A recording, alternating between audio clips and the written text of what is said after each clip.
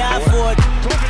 You know what to. And Abdulrahman tries, spins, gets it up. Saudi Arabia's been shooting the 3-ball. Abdulrahman.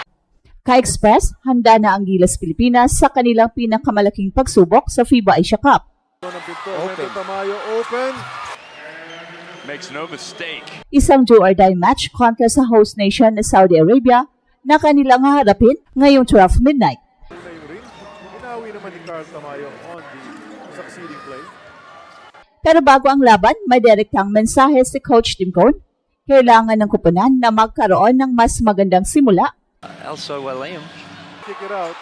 3 from Tamayo. at hindi lang umasa sa never say die attitude.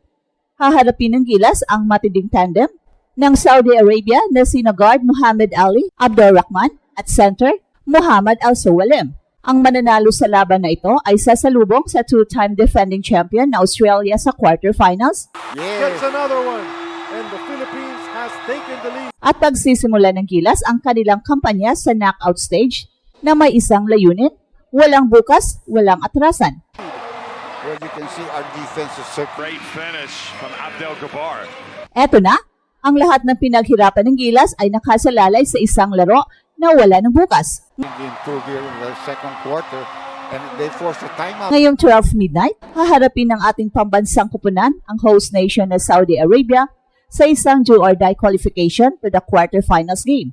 Recent time, but Tamayo was up to the task. Three-pointer from the way. Pero bago ang napakalaking laban na ito, may isang critical na mensahe si Coach Tim Cone sa kanyang team. We do need to get off to a better start. Mariin niyang sinabi, we don't want to rely on never say die all the time.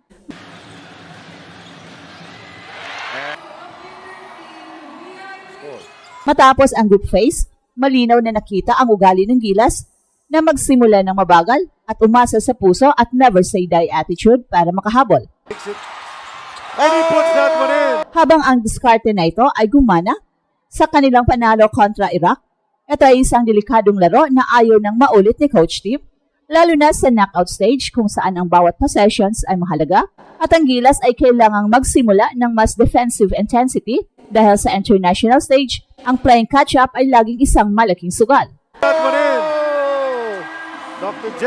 Been looking for you. Ang kalaban, ang Saudi Arabia ay hindi basta-basta. Sila ay nagtapos sa second place sa Group C matapos bumangon mula sa pagkatalo kontra China at nagtala ng back-to-back wins kontra Jordan at India. Shubaili. Ang Saudi ay armado ng dalawang players na nagiging dahilan ng kanilang biglaang pag-angat sa rehiyon. Una, ang 30-year-old guard na si Muhammad Ali na naglalaro sa Italian club sa Treviso Basket. Siya ay nag-average ng 23.7 points sa group games at kilala sa kanyang clutch shooting. Ang ikalawa ay ang kanilang 6'9 center na si Muhammad na nagtala ng 14.7 points, 12 rebounds, and 3 blocks. Ang dalawang ito ang magiging pangunahing banta sa Gilas at kailangan ng solidong game plan para pigilan sila. Hindi ito ang Saudi Arabia na madalas nating nakaharap. Ito ay isang mas determinado at mas delikadong koponan na naglalaro sa sarili nilang teritoryo na puno ng pressure na gawin ang imposible. So ngayon ang tanong, paano haharapin ng Gilas ang matinding hamon na ito? Sa panig ng Gilas, ang diskarte ay nakasalalay sa kanilang depensa at sa matchups. Ang 30-year-old guard ng Saudi na si Abdulrahman ay isang scoring threat na kailangang bantayan. Marahil ay si Chris Newsome ang magiging pangunahing defender sa kanya, lalo na dahil sa kanyang quickness at defensive instincts. Pero ang Gilas ay may deep pool ng defenders na pwedeng i-deploy tulad ni na Calvin Oftana, Scottie Thompson at maging si Dwight Ramos. Ang pagpapalit-palit ng defenders ay maaring maging susi para pagulit si Abdulrahman at limitahan ang kanyang produksyon. Sa ilalim naman ng basket, ang 6'9 na si Muhammad ay magiging problema. Kilala siya sa kanyang rebound at shot blocking. Dito papasok ang papel ni na AJ Edo at Chumar Fajardo. Kailangan nilang maging pisikal at mabilis sa court para pigilan si Muhammad at manalo sa rebound battle. Kung babalikan natin ang kasaysayan, ang Gilas ay mayroon ding psychological edge. Ang Pilipinas ay nanalo sa kanilang huling tatlong paghaharap kontra Saudi Arabia, kung saan ang dalawa ay naganap sa World Cup Asian Qualifiers noong 2022. Kahit sa huling paghaharap nila sa Riyadh, naitala ng Gilas ang isang panalo na nagpapakita ng kanilang dominasyon. Pero hindi lang ito ang kanilang panalo, may isang pagkakataon sa kasaysayan noong 1989 edition ng FIBA Asia Cup na nanalo ang Saudi Arabia 91-89 sa isang overtime game. Ang kasaysayang ito ay nagpaalala na ang Gilas ay hindi immune sa upset defeat. Kaya naman ang mensahe ni Coach Tim Cone ay kailangan ng mas magandang simula na napakahalaga at ang Gilas ay kailangang magpakita ng defensive intensity mula sa unang segundo pa lang, hindi lang umasa sa kanilang puso para makahabol sa huling bahagi ng laro. Sa harap ng home crowd ng Saudi, ang matinding simula ay magiging susi para manalo at tuluyan ng mag-move on sa next round. Ang laban na ito ay hindi lang tungkol sa Gilas at Saudi Arabia, ito ay tungkol sa pangarap ng buong bansa. Ang mananalo sa do or die game na ito ay sasalubong sa two-time defending champion at ang powerhouse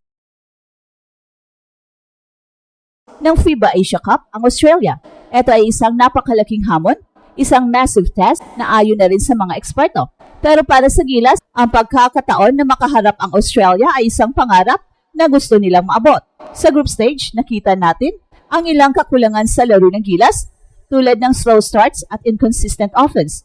Pero sa kanilang huling laro kontra Iraq, nagawa nilang manatiling within striking distance sa kabila ng ilang deficit sa unang quarter.